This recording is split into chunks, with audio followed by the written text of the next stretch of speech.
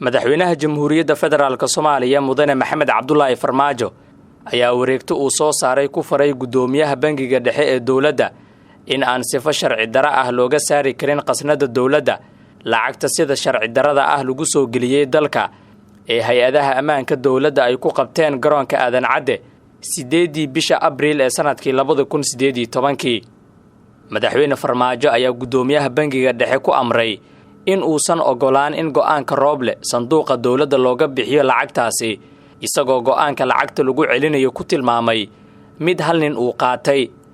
sidoo kale wareegtada Farmaajo waxaa lagu xusay in lacagtaasi ay waxyeeleen karto amniga qaranka iyo dhaqaalaha dalka haddii ay ka baxdo qasnada dawladda qoraalka ka soo baxay xafiiska madaxweyne Farmaajo ayaa lagu yiri sidan ku socota gudoomiyaha bangiga dhexe og xarunta warbixinada maaliyadeed FRC og xeer ilaaliyaha guud ee qaranka og gudoomiye ku-xigeenka bangiga dhexe og wasiirka maaliyadda xukuumadda federaalka Soomaaliya og ra'iisul wasaaraha xilgaarsiinta ujeedo amar ku saabsan lacagtii lagu qabtay garoonka Aadan Cadde mudane gudoomiye sidaad la socoto taariikhdu marka ay ahayd 8 bishii Abriil 2018 waxay hay'adaha amnigu ku qabteen garoonka Aadan Cadde lacag dhan 9.6 milyan oo doolarka Mareykanka oo ay sheegeen hay'adaha amniga in sifa aan sharci ahayn dalka lagu soo geliyay tan iyo xiligaasna uu bangiga dhexe hayo lacagtaasi maadaama ay lacagtaasi dalka ku soo gashay hab aan waafaqsanayn hanaanka maaliyadeed ee dalka iyo shuruucda caalamiga ah ee isku gudbinta lacagaha taasoo taabanaysa amniga qaranka iyo xasiloonida dhaqaale ee dalka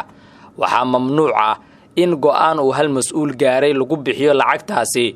iyada oo aan la marsiin hanaan waafaqsan shuruucda dalka haddaba waxaan ku farayaa gudoomiye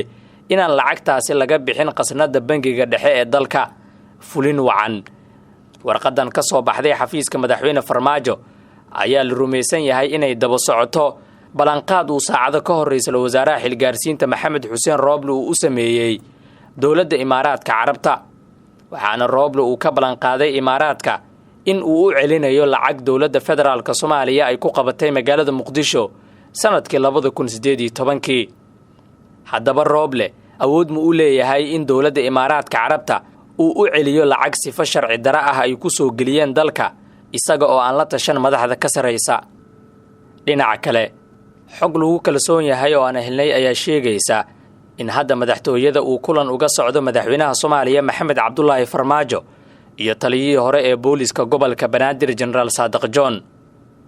kulankan ayaa qayb ka ah kulamo uu maalmahan waday madaxweyne Farmaajo oo uu la qaadanayo saraakiisha ciidamada badbaado qaran ee horey ugu lug lahaa dagaalkii looga soo horjeeday muddo kororsiga ee bishii Abriil kulanka hadda u socda madaxweyne Farmaajo iyo Saadiq John ayaa daba socda kulan kale oo galabta dhexmaray taliyihii hore ee hay'adda NISA Fahad Yaasiin Xaaji Daahir iyo General Saadiq John weli faahfaahin buuxda lagama hayo waxa uu ku saabsan yahay kulankan lama filaanka ah waxaase la rumaysan yahay inuu salka ku hayo xiisadda siyaasadeed ee ka taagan magaalada Muqdisho iyo cabsida laga qabo inuu dagaal ka dhaco madaxweynaha maamulka Galmudug Axmed Cabdi Kaare Qoorqoor ayaa 3 cisho ka hor isku keenay Fahad Yaasiin iyo General Saadiq John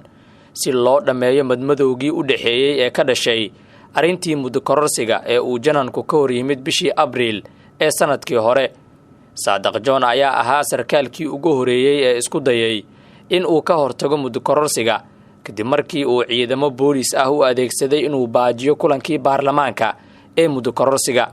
taasi oo keentay in xilka laga qaado oo uu madaxweyne Farmaajo ka xayuubiyo darajooyinkiisa